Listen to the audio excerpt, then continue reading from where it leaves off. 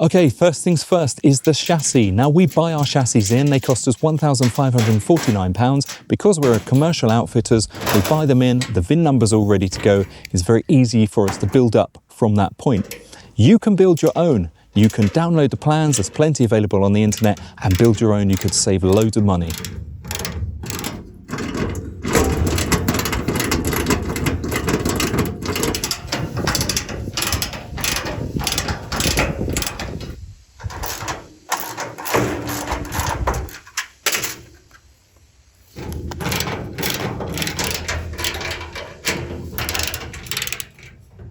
As you know from our videos, we take a few things off the chassis, we then give everything some metal protection paint on top of the galvanizing before later putting everything back together as it was.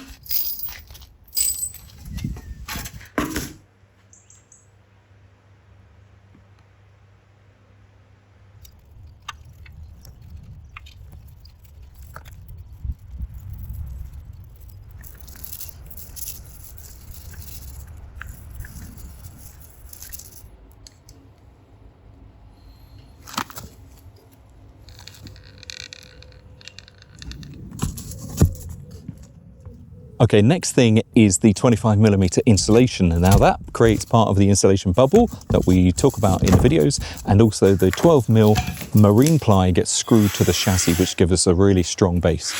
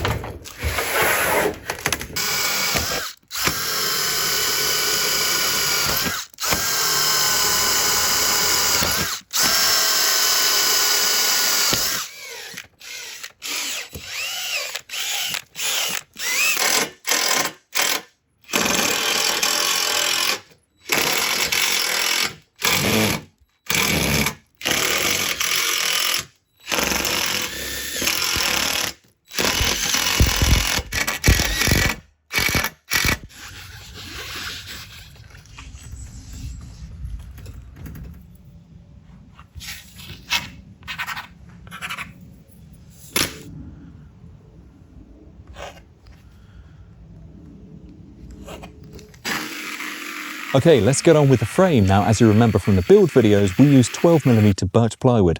We try and use B-grade birch plywood because it's just beautifully finished, a light sand, and then cover it with the Osmo worktop oil, and it makes a beautiful interior, absolutely beautiful. To make the frame out of the 12mm birch plywood, we used 3 sheets of 12mm birch plywood to make the frame, which was the main structure to the Teardrop trailer.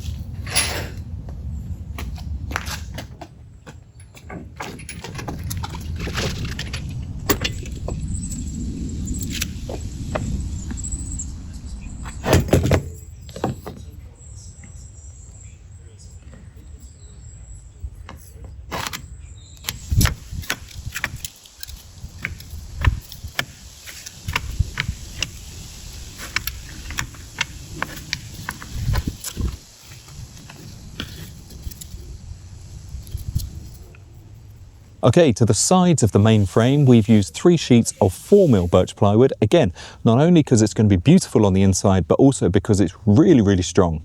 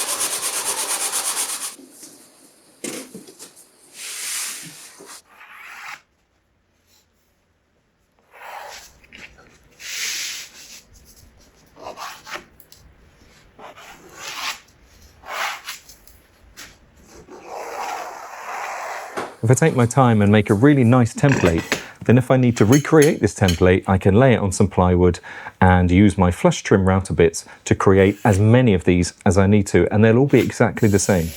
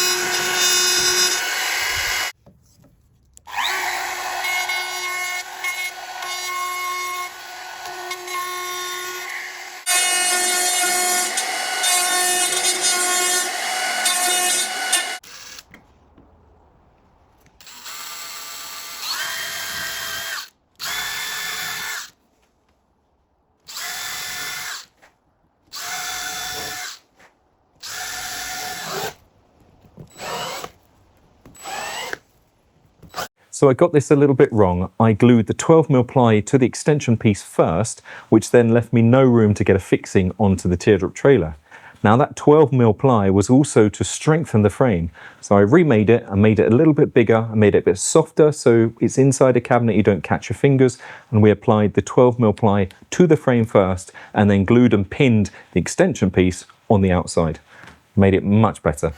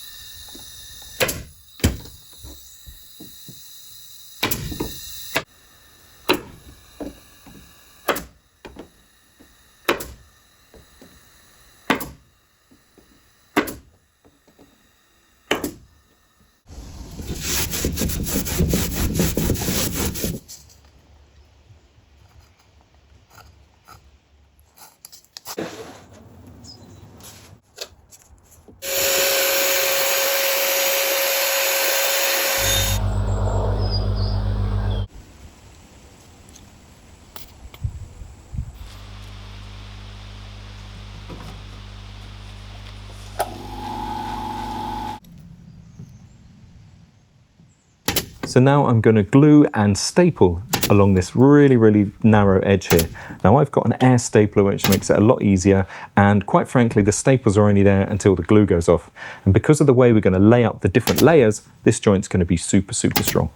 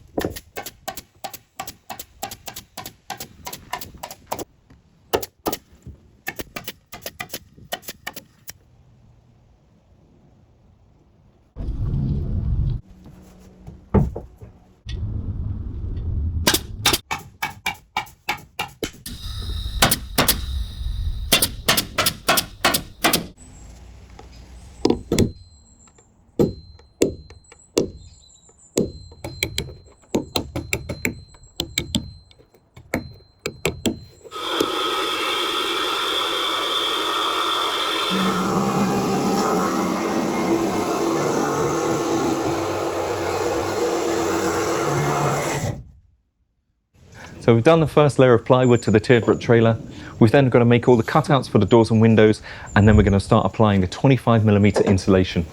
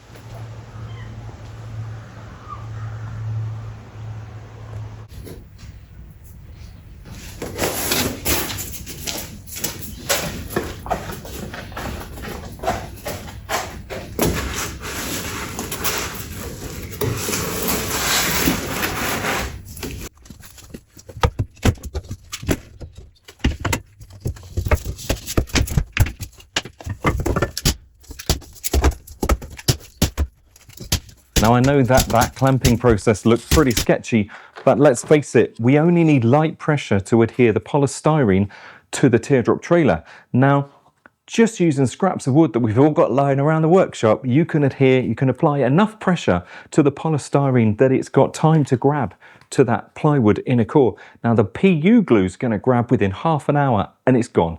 It's got into all the cells of the polystyrene, it's got into the lignum of the wood and it's glued. And if you leave the PVA glue 24 hours, so you leave everything clamped up for 24 hours, that's going to be glued as well. Come back the next day, release all the clamps, and there you have it. It's glued. Now, if you're not sure that this sandwich of ply and polystyrene and PVA glue is strong enough, just look down here. I've been standing on this all the time we've been talking. So if you have got anything more than just a few little hairline cracks, now's the time to go around with some expanding foam, just fill in those holes and trim it off afterwards.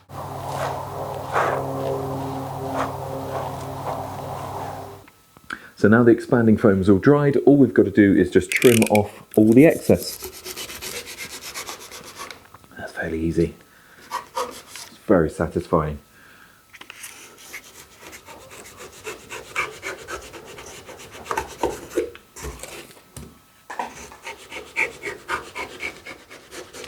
So that is all the insulation done, all the cracks are filled. Now all I need to do is make a few holes for windows and hatches, and then we're going to apply the last layer of plywood.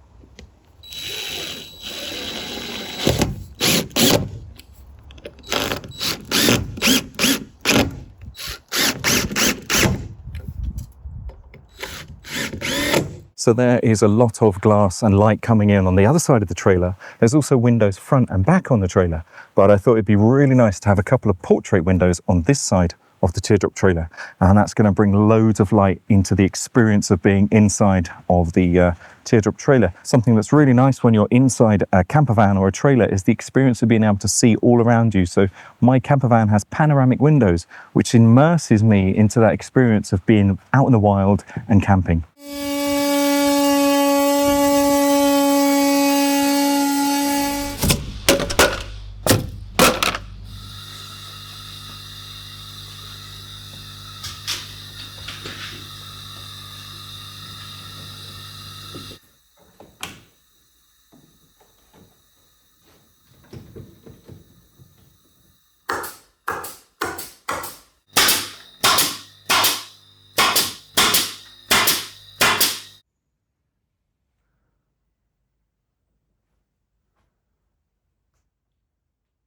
I've got these windows for the teardrop trailer. They are the portrait windows. They're going to go on the opposite side of the door. Now, they're automotive windows and they've got this 50mm border here. So I'm going to cut the whole thing. I'm going to cut the whole thing out, and then I'm going to do a 45mm border, which means I'm going to maximize the amount of light that's going to come into the teardrop trailer. Two reasons why. One, if I cut that border there, the border then gives me the template I need to cut the hole in the teardrop trailer. But this outside border I can then use as a template to create the frame for inside the teardrop trailer. So to make the template, I'm going to use some of this moisture-resistant MDF. It's quite damp in the UK during the winter, so moisture-resistant MDF is just going to help it keep its shape for the next one.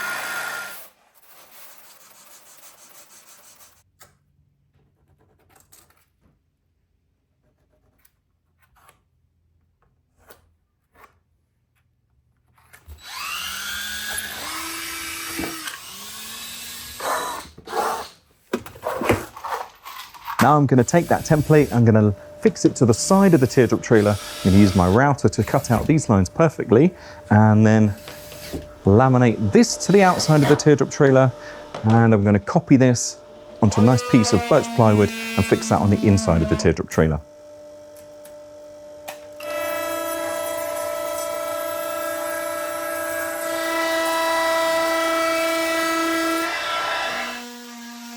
So we've got the teardrop trailer ready for fiberglassing. Everything's been sanded to 40 grit. All the corners have been softened. And first things first, we're going to apply a 200mm strip of the Strand matting to the corners of the teardrop trailer. And we're going to do that purely just to strengthen those corners.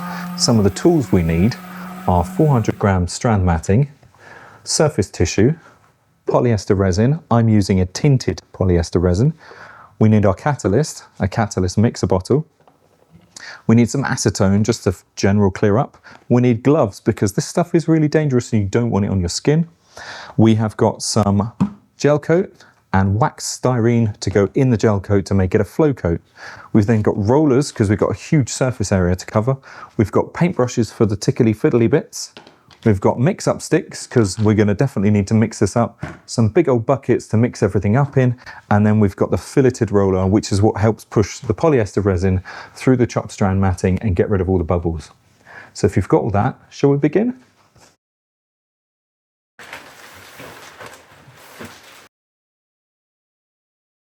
Once we're happy with that, we can lay full sheets of the chopped strand matting with the polyester resin over the entire outside of the teardrop trailer, rubbing it in with a filleted roller to make sure we get rid of all the air bubbles.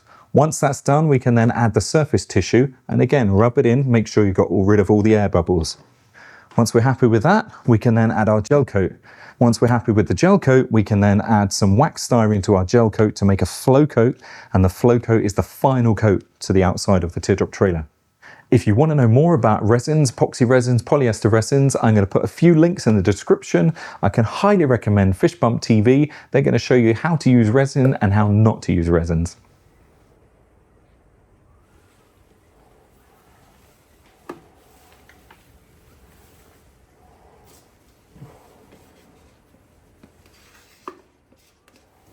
So I'm mixing the polyester resin at 1% catalyst, and it's 15 degrees here in the chicken shed, so that allows me a little bit longer to get these panels on the teardrop trailer.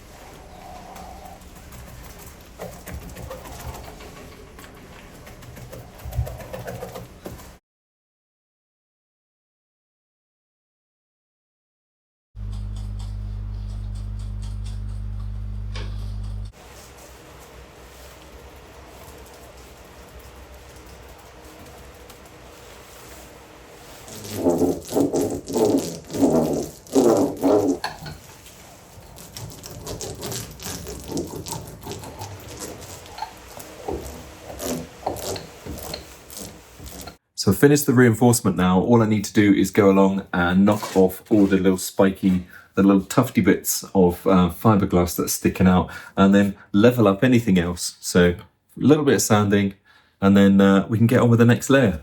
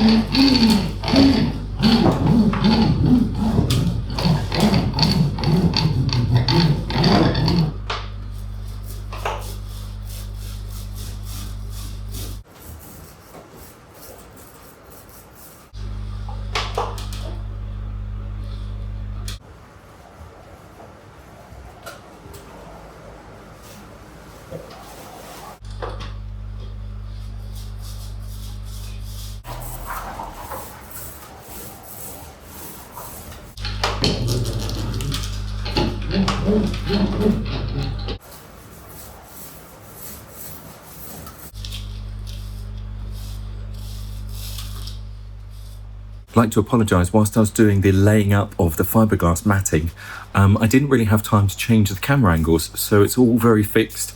I apologise if it was boring to watch. I just, in the mixing process and laying the fiberglass on the teardrop, I just didn't have time to keep changing the cameras. So hopefully it wasn't too boring. If you have any questions about the process, I'm happy to do like a few little demonstration pieces to show you how I lay things up and, you know, applying flow coats and gel coats and things like that. Just leave a comment if you want to see that kind of stuff. I'll do like a short video on how to lay up the polyester resin for the teardrop trailer. But yeah, I am really sorry that I didn't change the camera very much.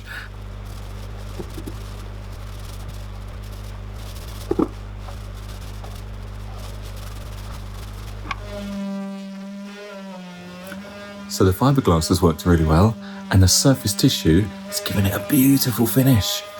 Really excited. So all I need to do now is go around and trim off any excess, and then I'm going to sand everything at 80 grit to make sure there's no little bumps or anything sticking out anywhere, no little flaky bits of fiberglass, and then we're ready for the gel coat. Once that's done, I can go over the gel coat, and then before that dries out totally, I can give it another coat, but this time with flow coat, which is gel coat with a wax styrene in it. So that'll have the flow coat, and that's the finishing coat. And then after all that, we just give it some light sanding and a bit of buffing to make it really look nice. But it's all about this surface tissue. The surface tissue has made all the difference to this fiberglassing.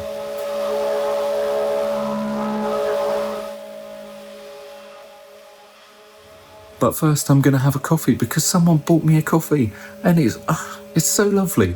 Thank you very much. It was probably my wife, but hey-ho, thank you so much.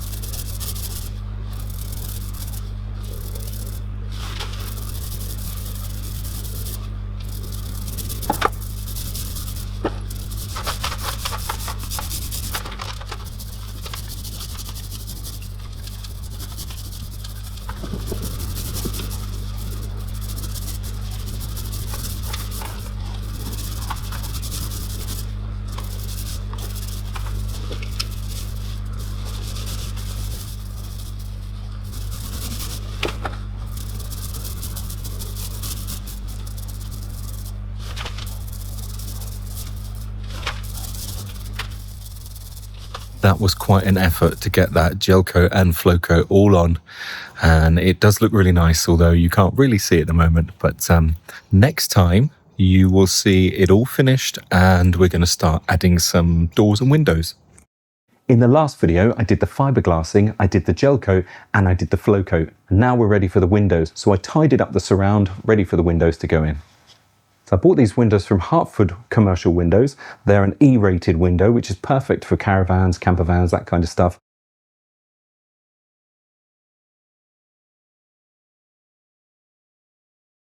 They also have an internal fly screen and thermal blackout blind. So that's the fly screen, and there's the thermal blackout. And these are in an aluminium frame.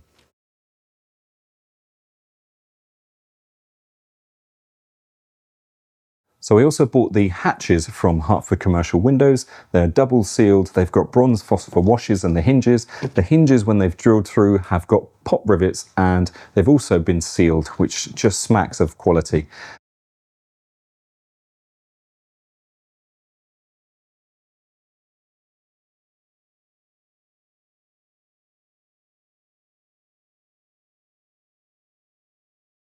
The fiberglass is finished, although there are a few little bits of lint just in the surface of the fiberglass, and that was from the roller. So I need to work through the grits of 80, 120, 240, 360 grit sandpaper just to bring the surface nice and flat. And then once I've done that, I'm going to use 600 and 1200 grit wet and dry paper to really buff that surface up. After that, I'll probably use a little bit of cutting polish just to make sure it's really, really, really nice. And then I'm going to wipe everything down with isopropyl alcohol. Once that's done, I can remove the interior boxes. That was the structure we put in right at the beginning. Once I've taken that out, I can then start fixing the windows.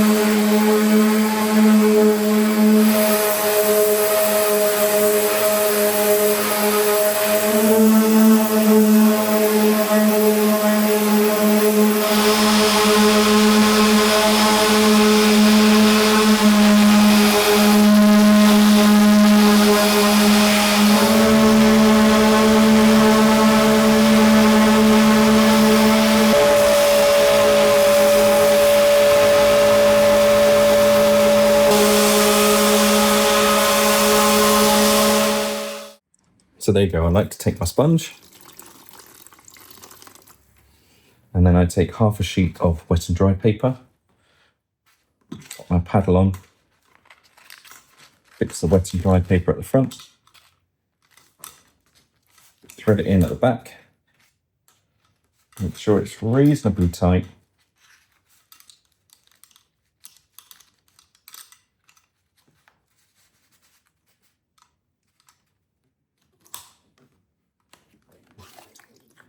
So the sponge is going to allow the water just to trickle out as you're sanding, And also having the sponge there just allows it to adapt to the surface of your fiberglass a little bit, just to blend in any of those imperfections. We're ready to go.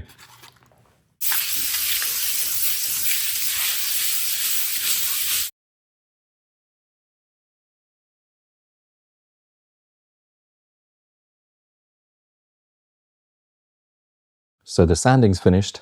I'm going to wipe around the window with some isopropyl alcohol just to make sure there's no residue, and that'll allow the glue that's going to hold the windows in place to bond really well. Once that's done, I'm going to remove the boxing, the shapes that we built to help construct the teardrop trailer. I'm going to take that out and the whole interior is going to be clear and ready. Then I'm going to start putting the windows in.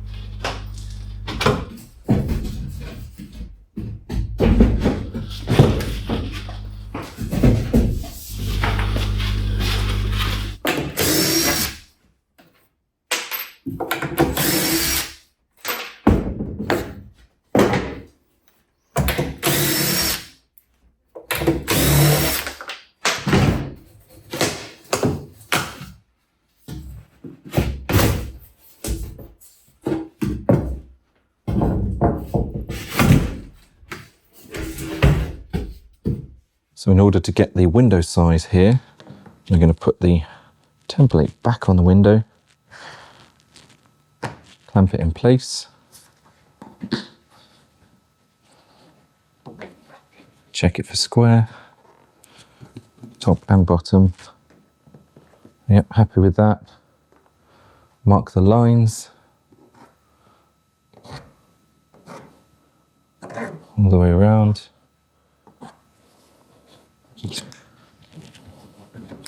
Take off your clamps, onto your lines, put a wedge in to mark the window.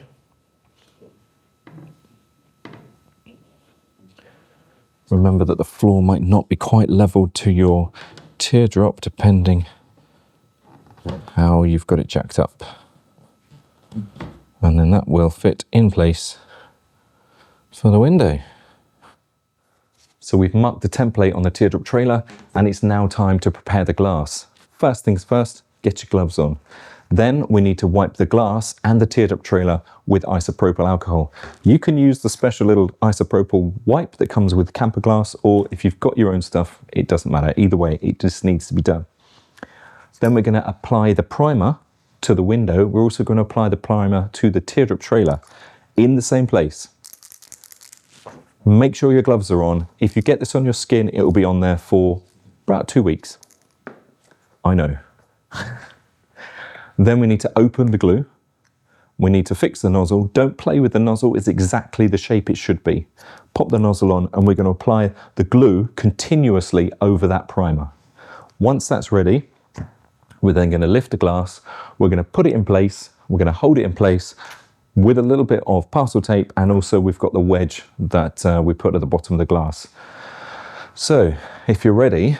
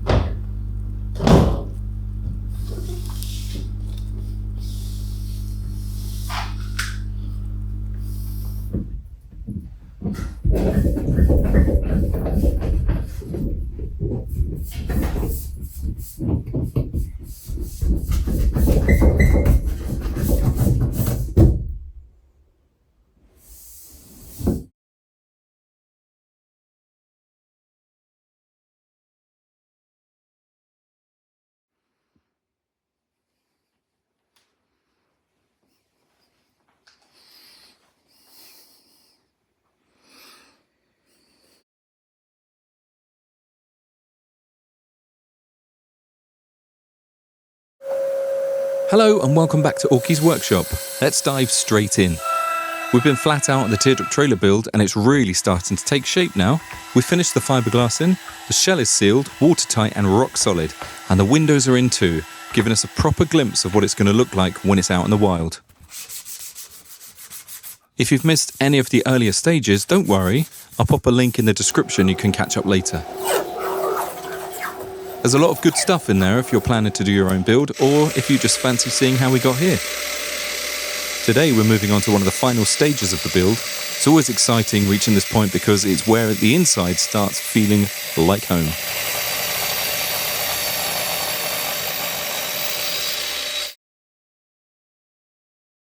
So what are we going to do? Well, we need to fit a twin raised bed, we need to build the practical storage underneath it, we need to install a pull-out kitchen at the rear, and we're going to add a front cabinet that's capable of taking a fridge or a power pack. There's a bit of everything here: woodworking, storage design, modular kitchen, and so if you're into making things, this is the place to be. Now, just a quick heads up. At the end of this trailer build, we have a big announcement. So don't forget to subscribe, click the bell icon so you don't miss out when that drops.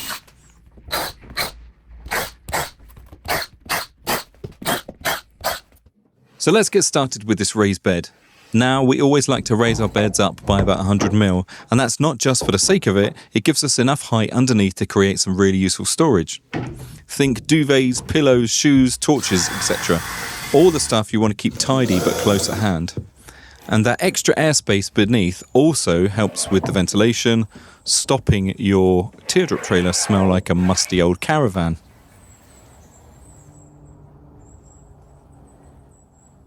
The platform is also split into individual sections and you can access them from either side, which just means that, if it's raining outside, you can still access all that storage without having to go outside or stand outside in the wet whilst you're accessing stuff. In this one, we're going to line the storage compartments as well, just to make sure that there's no noise when things are sort of moving around at night, or if you've got a partner who likes to roll around, you don't want plates clattering. So once all the internals are finished, we then rub Osmo worktop oil onto everything, and that seals everything, it makes it waterproof and helps to keep it looking really, really good for longevity.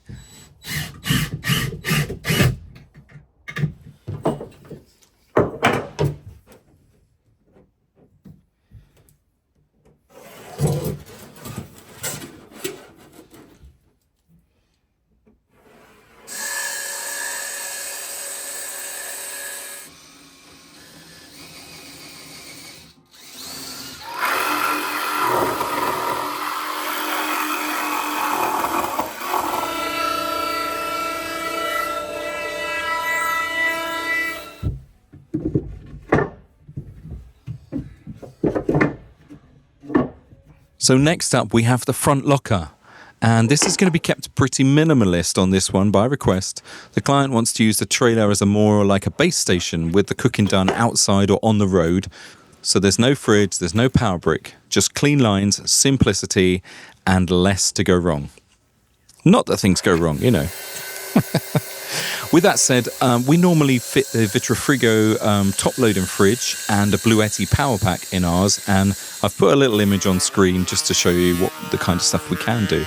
Now, if you wanted to add solar panels and leisure batteries, there is actually enough space in here to add that kind of capacity. So you could put a couple of leisure batteries in there with all the solar chargers and put some solar panels on the roof or on the roof of the tent box. There's plenty of space in the front here to accommodate for all of that. And obviously I'll leave a link in the description for all of those parts, and then you can see, you know, what kind of specification you want and if you want to put that into your teardrop trailer.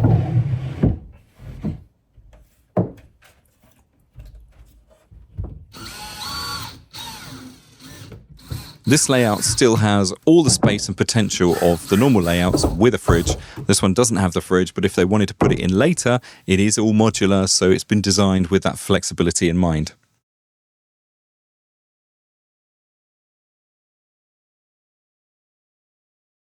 And that's the beauty of these builds. It's your adventure, and we customize the teardrop trailer to your needs for your adventure. Some people want power, lighting, refrigeration, showers, the full works. Other people just want the bed and somewhere to keep their stuff whilst they're hiking.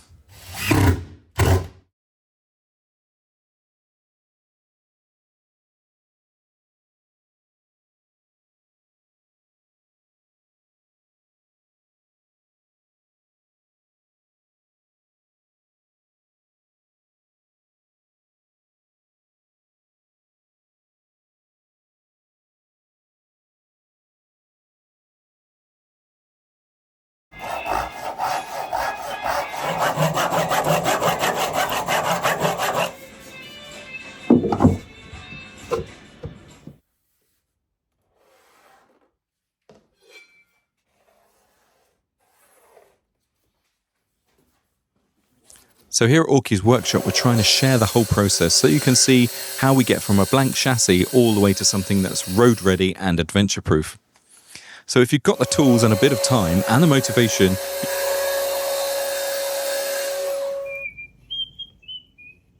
to the build series, but honestly, you could probably figure it out just from the footage and a bit of tinkering.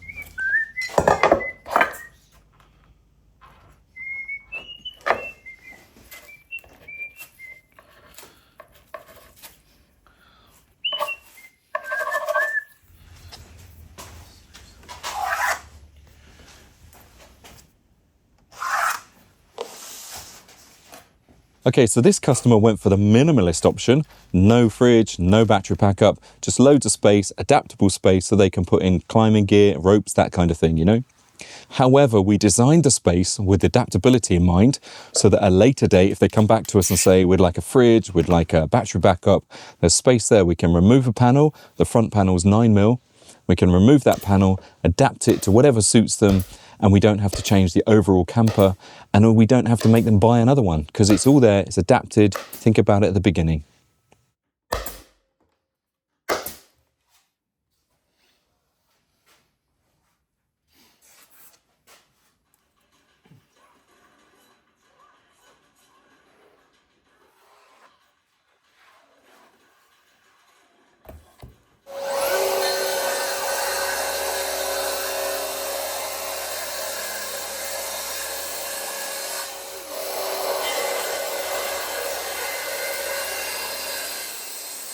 Okay, let's go to the kitchen because this is my favorite bit. We're making a pull-out kitchen. Now, you saw me install the door on the previous video, on the fiberglass video. I'll leave a link in the description if you want to see that one.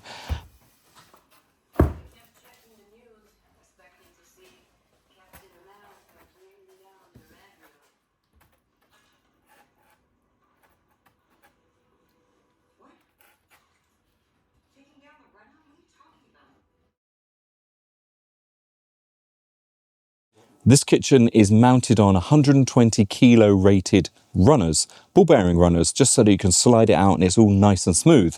It's going to be made of 12mm birch, just like everything else on the camper van, with a 9mm birch platform at the back that's going to help disperse some of that weight throughout the pull-out kitchen.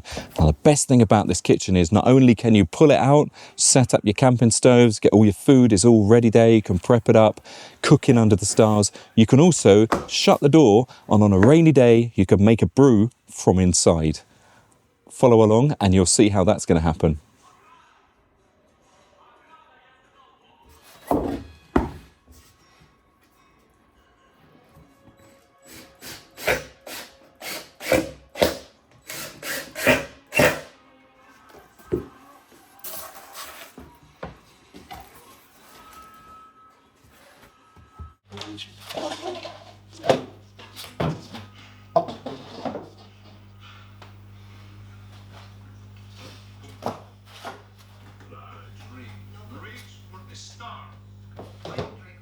won't be able to see a conclusion.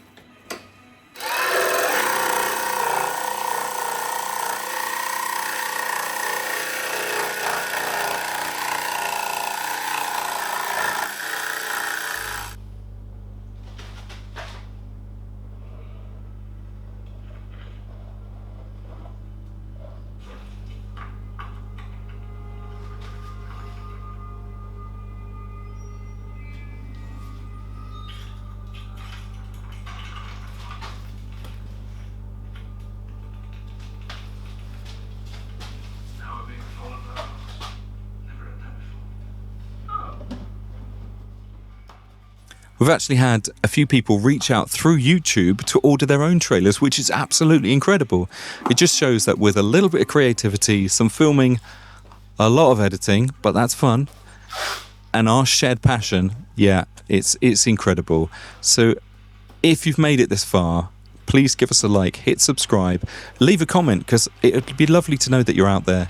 And if you've got any questions or any ideas or pointers, or even if you just want to say hi, just drop us a comment. It'd be lovely to hear from you.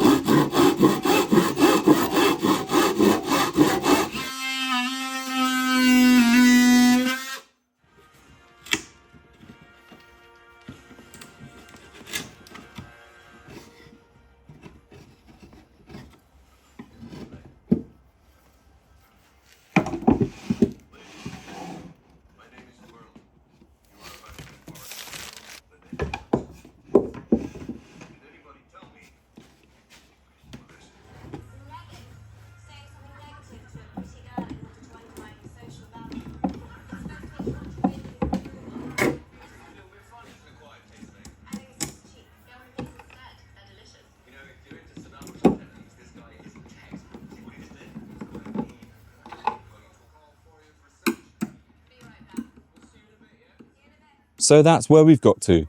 We've built the bed, we've built the front locker, and we've built that awesome pull-out kitchen. So what's next? Well, we still need a door, and the outside is just plain white, and that will never do. So don't forget to hit the bell icon to find out what's coming next.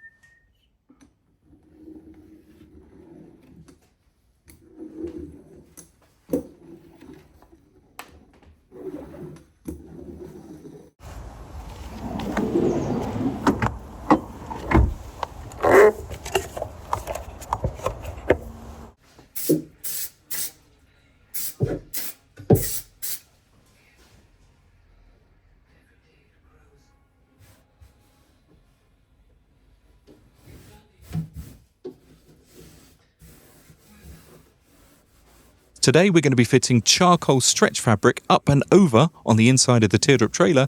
We're also going to be doing a 9mm birch plywood surround to all the windows as a little detail. I will be putting some of the stretch fabric underneath the bed, and that's just to take out any of those little rattles and things like that. It doesn't really add any insulation, it's just there purely to soften those rattles of anything jiggering around whilst the van's shaking.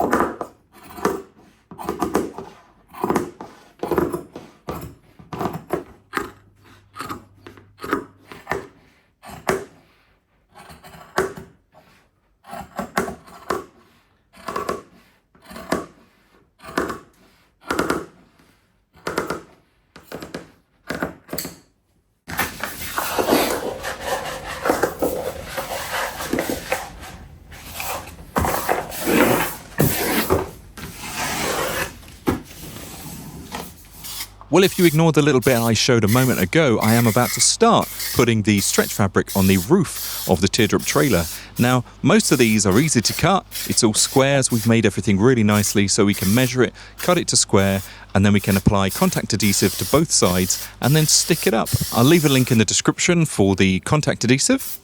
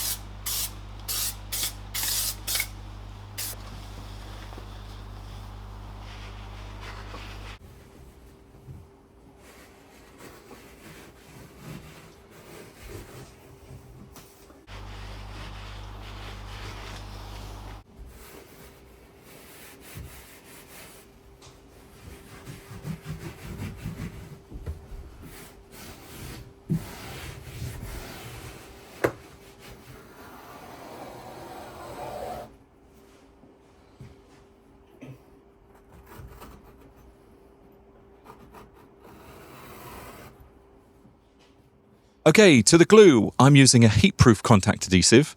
Now, it still needs to be applied to both sides as per normal contact adhesive, but this one's heat-proof. Teardrop trailers, camper vans can get really hot when all the doors and windows are shut, so you've got to use something that's a little bit heat sensitive. One of the good things with this is it gives you a little bit of tacky time, so you've got time to move it around, adjust it, and make sure it's up there perfectly. Obviously, once it's dried, you can trim off any excess with a sharp knife.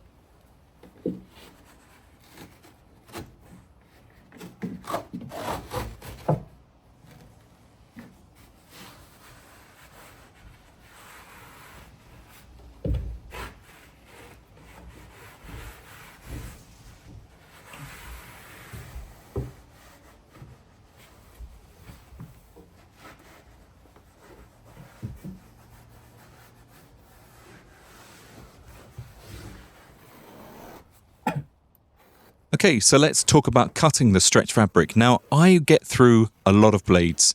Just like a carpet fitter, you need a sharp blade to create a nice crispy edge. I use a scalpel blade, I'll leave a link in the description, and I probably get through between 20 and 50 per teardrop trailer.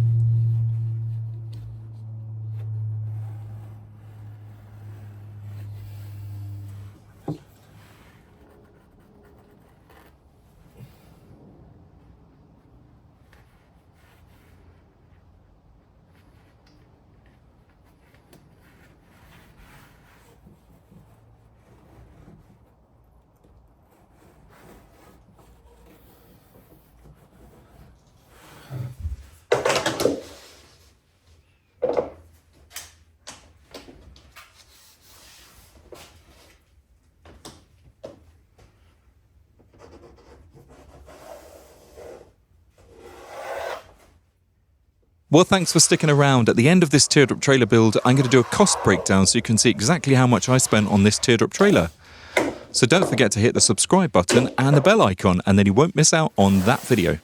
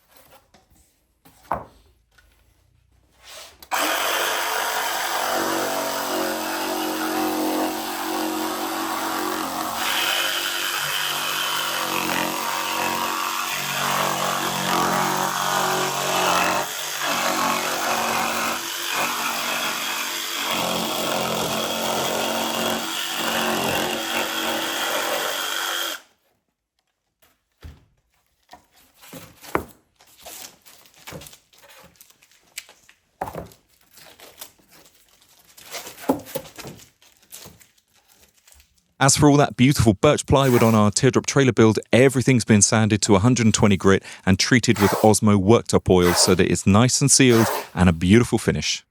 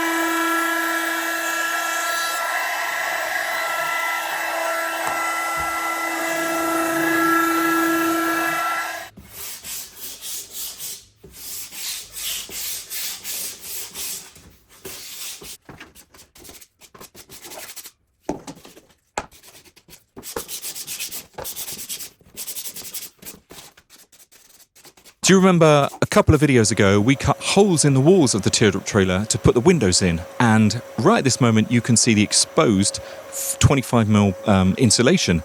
It's not particularly pretty, so I'm making some cover strips out of flexible plywood and the stretch fabric, and they're going to be nailed and screwed, or pinned and screwed, into that little gap to make it look nice and pretty. And then, later on in the video, I'm going to create a little 9mm birch ply border.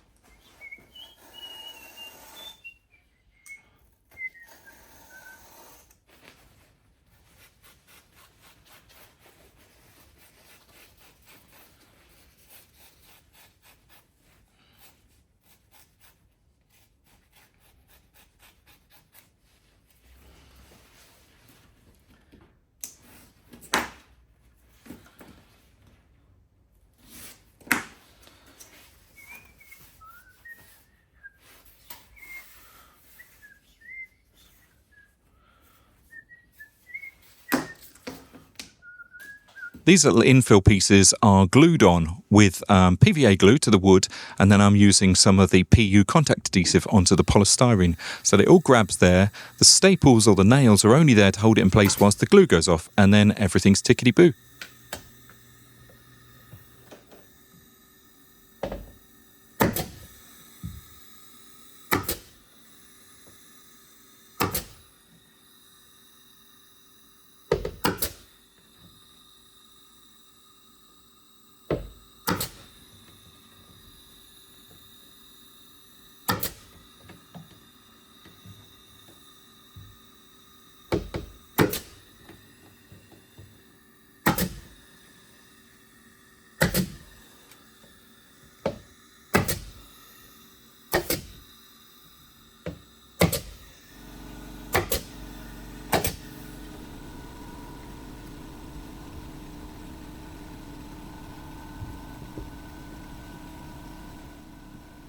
A little while back, I went on holiday to San Francisco, and I noticed that on the shelves in the condo that I was staying at, they had bungee cords across the front. I didn't really know what they were for until a few days later, and I thought that's a really good idea for in a camper van. So as you can see, I'm just putting some holes in the front of the plywood frame, and I'm going to add a little bungee cord, and that's just going to stop things flying off the shelf.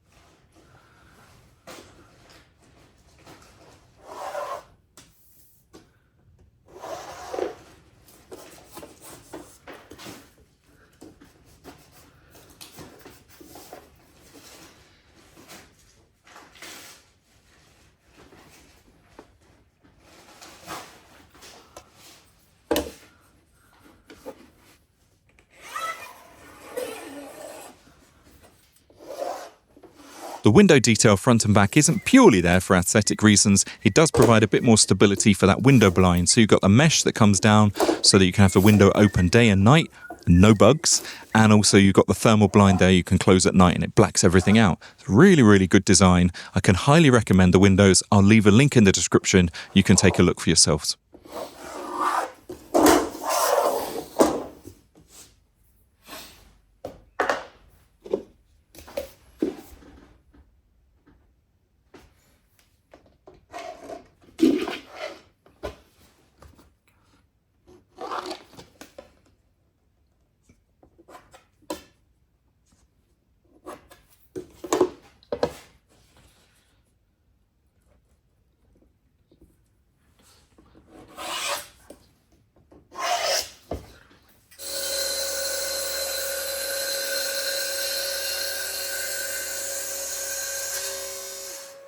Unlike that first kiss many years ago in high school, you can subscribe to me and we can break up later. I don't mind.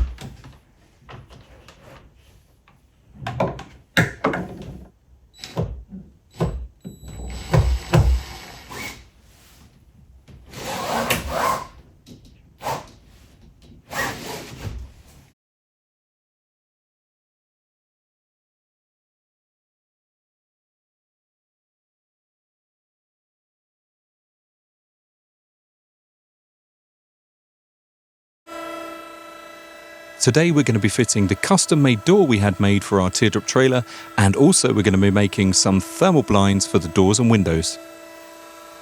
Of course, we're going to leave links in the description for all the tools and materials we use, and we're going to give you some little tips along the way. So, shall we begin? Oh, hold on 1 second. Someone's sneaking off for a bacon sandwich.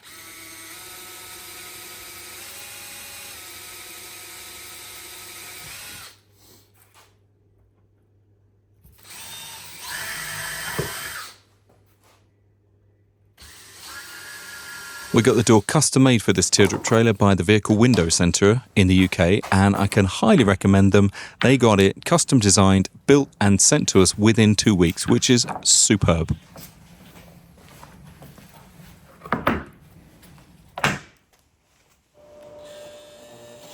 In the meantime, we used the drawing that was agreed by the Vehicle Window Centre to create a template so that we could cut the hole in the Teardrop trailer precisely, so when it arrived we could get it fitted quickly.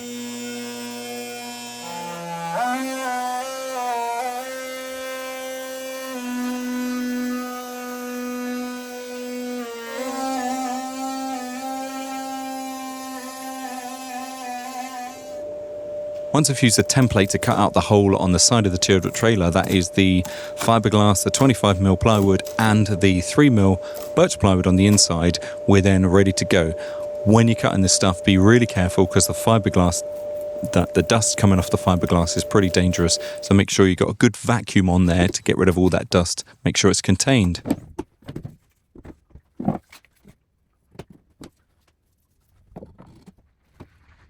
Now, just like in our previous videos, the window surrounds aren't there just for aesthetics, they're also there for functionality. The screws on them are going to be used to have magnetic clips for the thermal blinds. That's going to come later on in the video.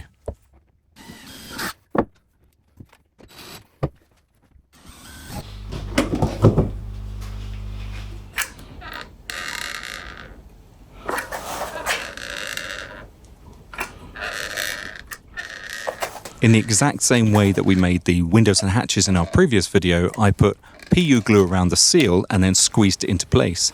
I then from the inside added more PU glue and then a secondary layer of PU glue before applying that 9mm window surround. This was then all screwed and wedged into place.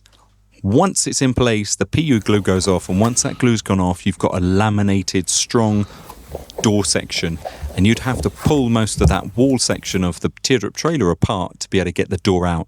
So, word of warning, don't start gluing until you've checked everything fits perfectly.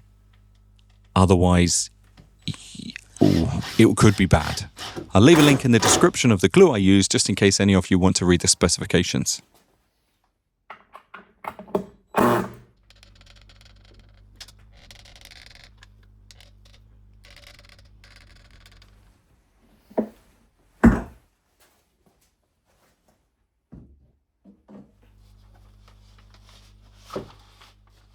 As I said, a 2-week turnaround from design to delivery is phenomenally quick, and for the quality as well, I was really, really impressed.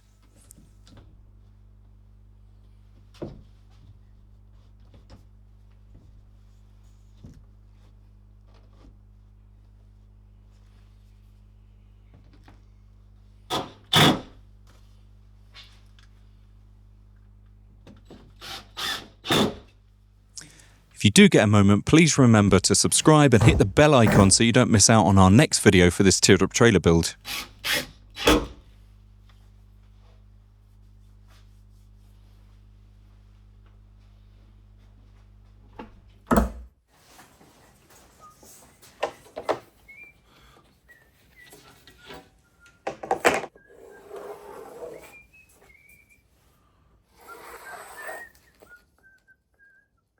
So the screws on the window surround were left flush because we're going to be using a little magnet in the thermal blinds later to make them click in place.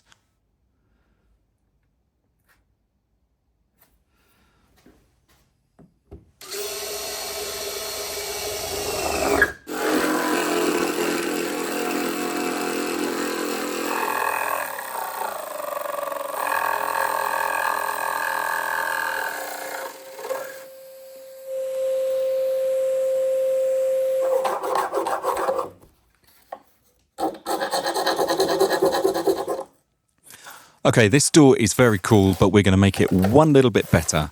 We're going to add a vertical window, just like on the other side of the Teardrop trailer.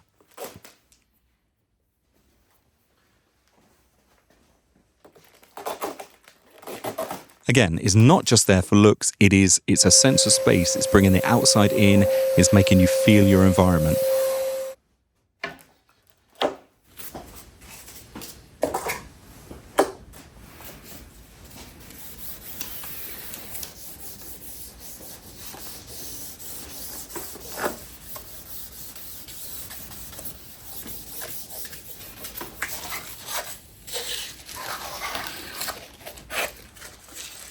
In the same way that we fitted the windows to the other side of the Teardrop trailer, the window was prepared, then all the surfaces were wiped with isopropyl alcohol before we applied the special window sticking adhesive.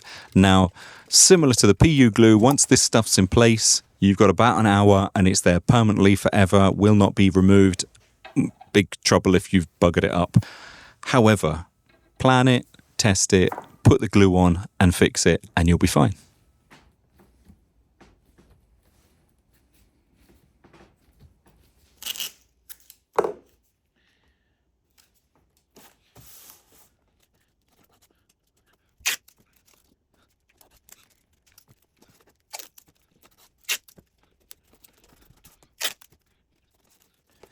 And just so that we match the other side of the Teardrop trailer, the surround on that door where you can see the insulation, we just use a little strip of our flexible plywood and some of that 4-way stretch grey fabric just to trim around the window before then applying our 50mm Birch Plywood window surround that's going to have the thermal blinds attached to it a little bit later on.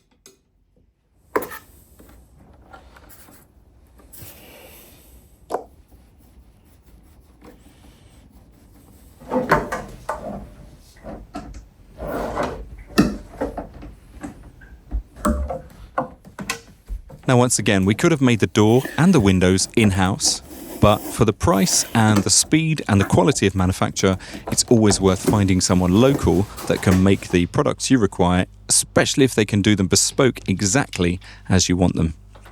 And I would highly recommend them. I'll leave a link to their website in the description so you can go on and see what kind of things they make.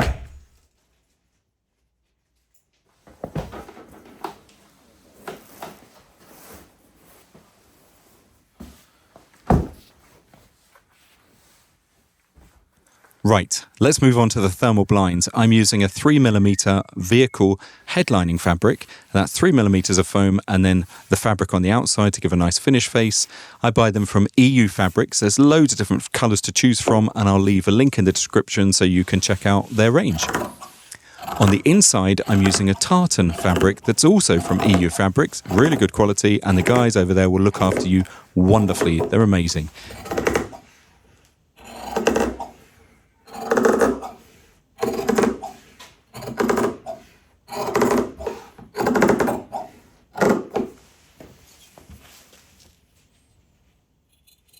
Now it's relatively easy to do this part. Using the templates that we started out with right at the beginning, we can just cut one of the headlining fabrics and then one of the finishing fabrics and then put them back together, back to back together, and then sew them up. And it couldn't be easier. Then we're going to hand stitch on a few of the magnets, and it's that easy.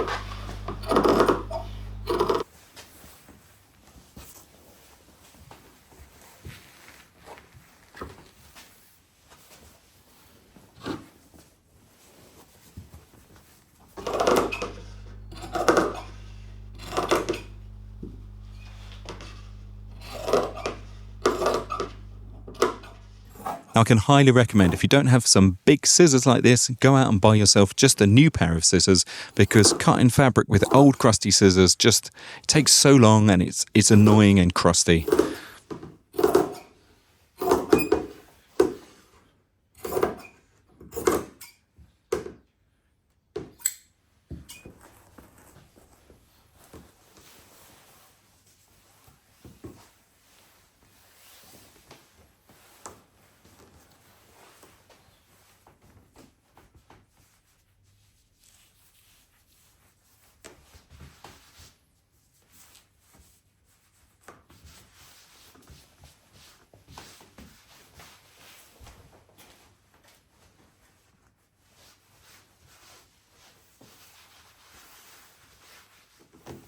So we took the automotive fabric and we laid it the face facing the window, and we took the tartan fabric with the face facing inside.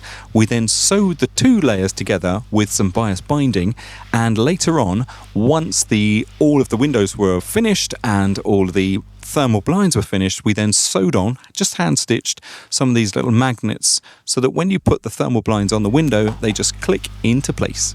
And it's that easy. When you don't want them, you can just roll them up and stick them under the bed.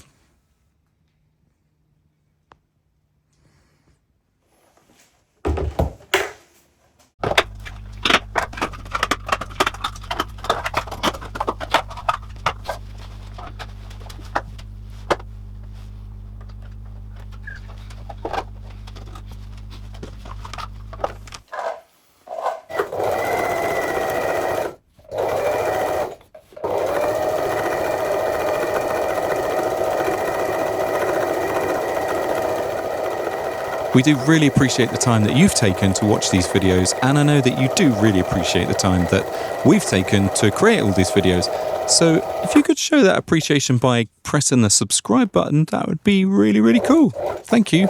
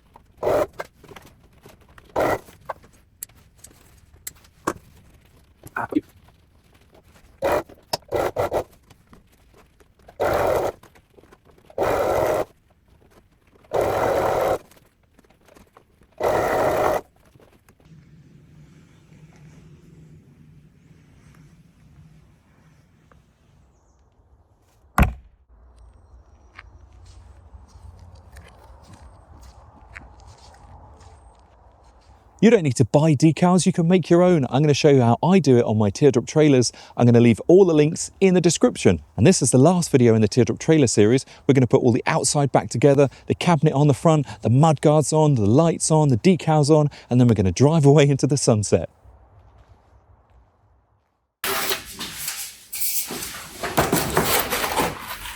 I'm using a couple of strips of butyl here because the Teardrop trailer is made of wood and the chassis is made of metal, and there might be a little bit of movement that's different from one to the other, and I don't want the Teardrop to pull itself apart. So the butyl strip will allow a little bit of movement while stopping any water from penetrating.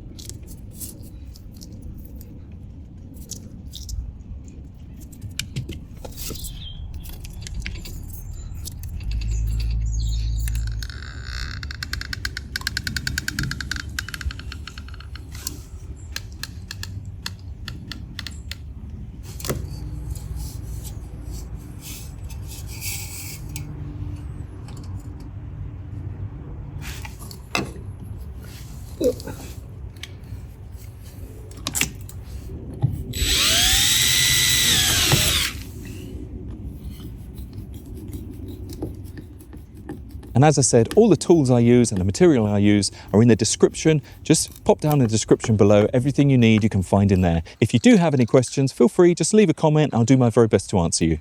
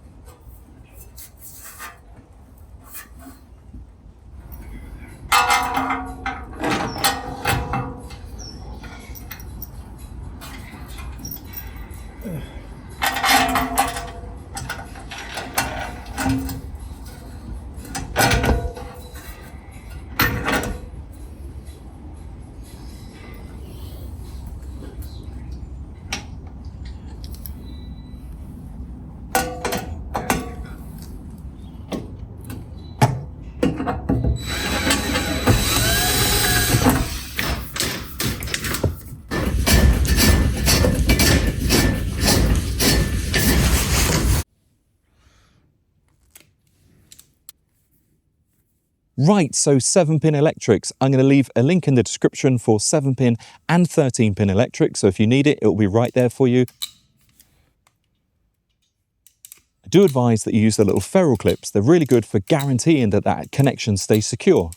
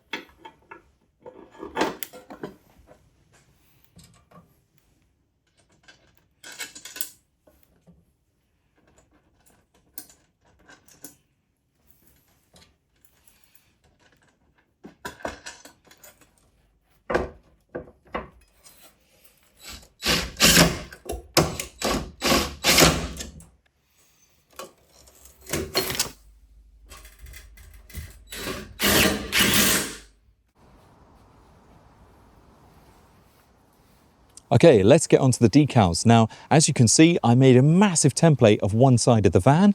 I then marked up where the windows were. I did the same on the door side. I'm not going to show you both because it's quite boring. I then transferred it to the table. Once I had it on the table, I then marked up with a pencil roughly the kind of decals that I wanted and the kind of finish look that I wanted for the Teardrop trailer. Once I kind of got it how I wanted, I then went in with my ruler and precision knife to make sure that the lines were perfectly straight. Once those lines were perfectly straight, I then cut them all out, making my own little templates that I could later transfer onto a roll of decals.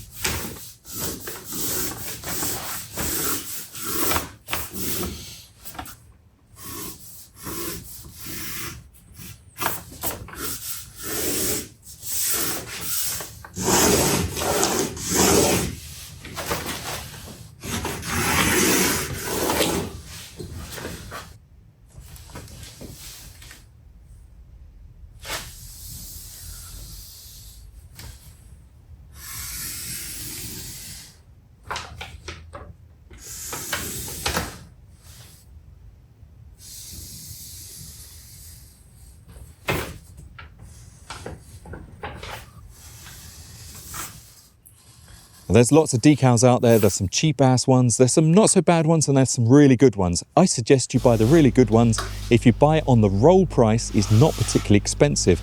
You want to be looking for decals that are going to last in the UV about 7 years minimum. I'm going to leave some links in the description where you can buy some decals, or you can look at the specifications of the decals that we buy.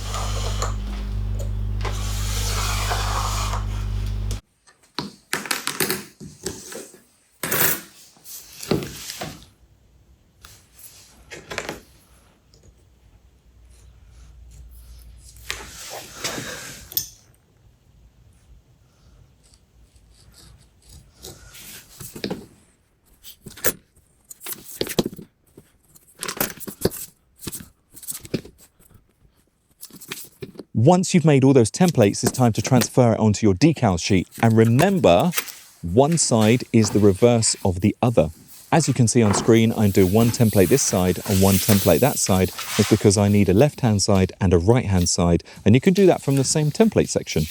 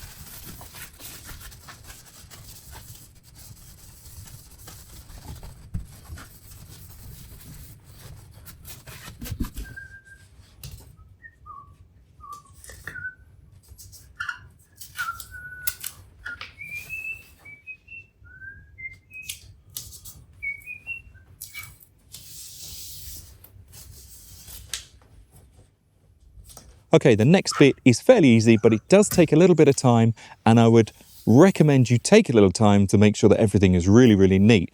Now, I'd already pre-measured the tops, sides and bottoms to be 50mm off, and then 25mm between each decal layer, so that I knew roughly, as long as I'm 50mm top or the sides, or 25mm out from decal to decal, that everything would be the exact lines that I'm hoping for. With some masking tape, you just apply everything, make sure it looks really nice, stand back, wait, have a look.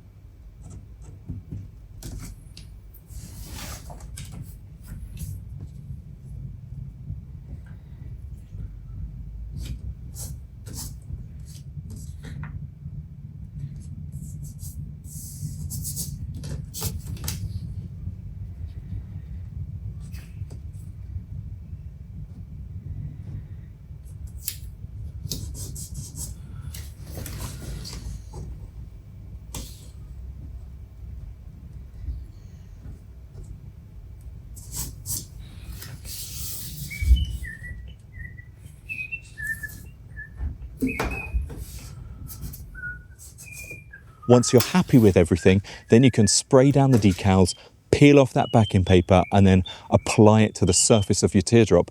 Then you just got to squeeze out all the air, and that's where the water's really good, because it gives you just a little bit of help to make sure that it's in the right place before finally all the air's gone and it's stuck. Within a day or two, that's going to have completely dried out and be very, very much stuck to the side of your teardrop. If you want to take it off, just warm it up with a hairdryer, cut out a new decal because you won't be able to reuse it, cut out a new decal and stick it back on the side of your teardrop trailer. Now, doing one side is literally the reverse of doing the other side, and you can see from the finished product that it looks pretty cool.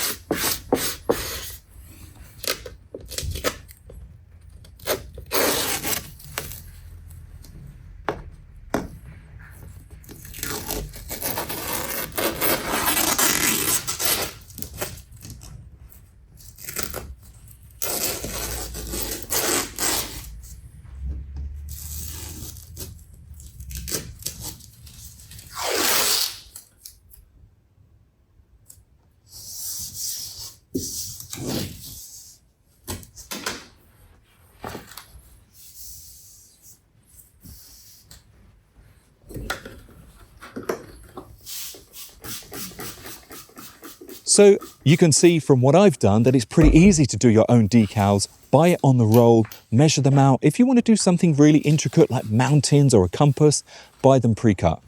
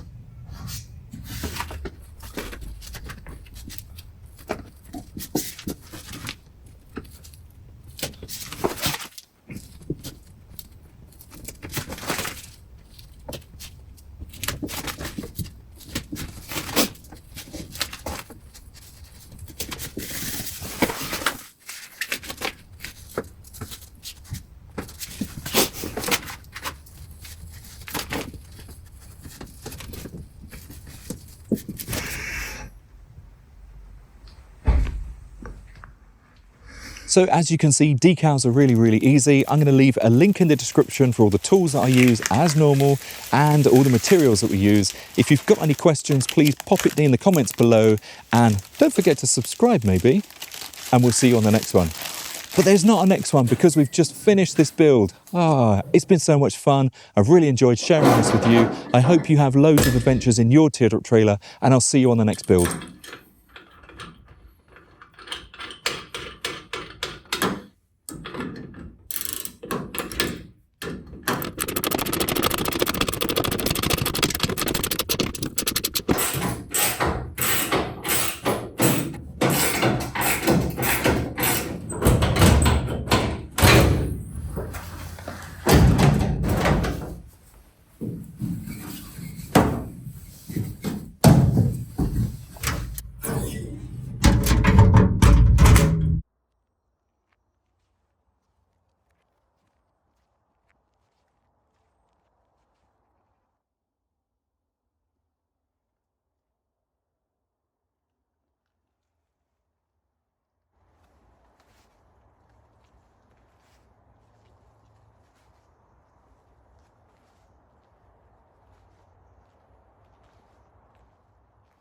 Okay, so how much does it actually cost to build a teardrop trailer? Well, I'm going to break it down for you in 4 easy steps and a grand total right at the end.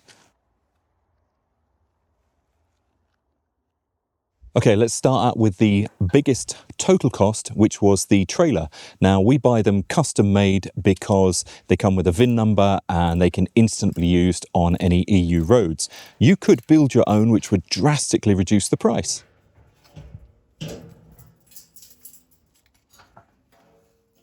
Once we'd stripped the trailer down, we then covered everything with a metal protection paint. Just, you know, it's like belt and braces. You may as well, everything's uncovered, you may as well paint it at that point. So once we'd prepared the chassis, we used 3 sheets of 25mm thick polystyrene insulation, and that insulates from underneath the teardrop. We then sandwiched that with 12mm marine ply and screwed that directly into the trailer. Okay, preparing the frame, and this is where the insides really start to come together. We used 3 sheets of 12mm birch plywood to create those beautiful shapes that create the strength, but also that cozy, warm looking interior. And we use birch ply because it has a brilliant finish and it's really strong. We then used 3 sheets of 4mm birch plywood to do the outsides, and we did that so that the sides are really strong and it gives it that lateral strength. Right, I know you're thinking about the curves. How did we do that? Well, we used 4 sheets of 5mm thick Flexi plywood, glued and pinned, creating those beautiful curves front and back. Once we built the frame, covered it with that Flexi plywood, we then used 7 sheets of 25mm insulation, and that was all the way up and over and on the sides, creating a complete insulated teardrop bubble. Okay, well, the insulation's complete, and if you remember from the videos, the next thing we did was wrap the insulation with another layer of plywood.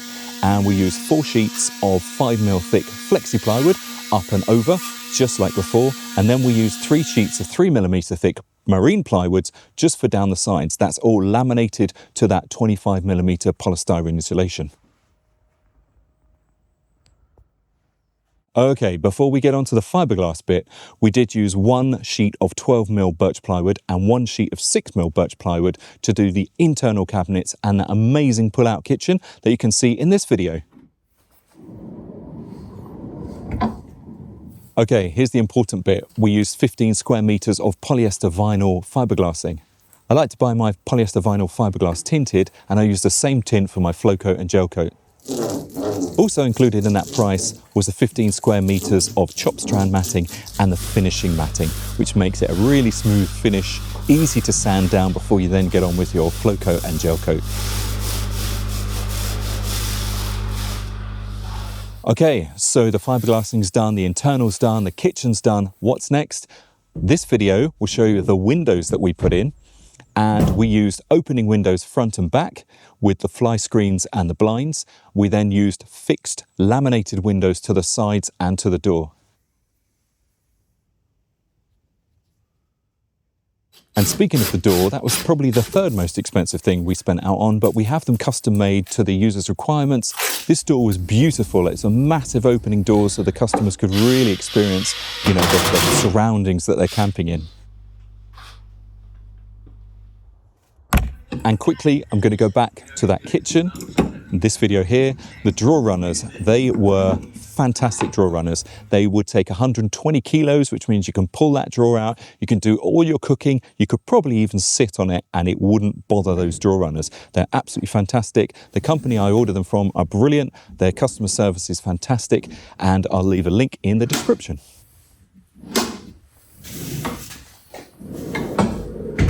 Okay, so this one's going to be a rough calculation for all the little bits and bobs that we use, like the silicone, the glue, the pins, the screws, the nails, that kind of thing, and the checker plate along the bottom. We have lots of this stuff in stock, so I've done a kind of rough estimate of how much I've used, and I've costed that right here.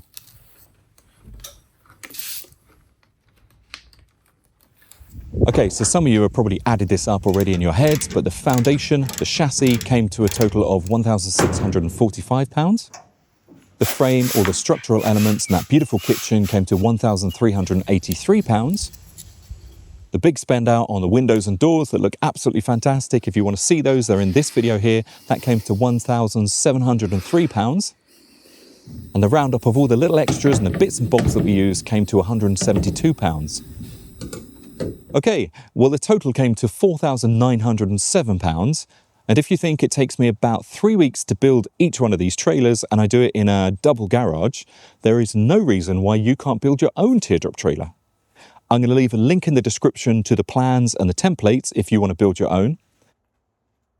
I'd love to get some feedback on you building your own projects. If you've got any questions, just pop them in the comments below. I'll do my very best to answer your questions.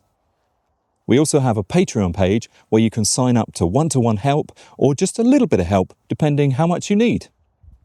I'd love to hear about your builds. I'd love to see how you're getting on. I love building this kind of stuff. I love going on adventures, and I love sharing this stuff with you guys. So it's really nice. Thank you so much for being part of this journey, and we'll see you on the next build.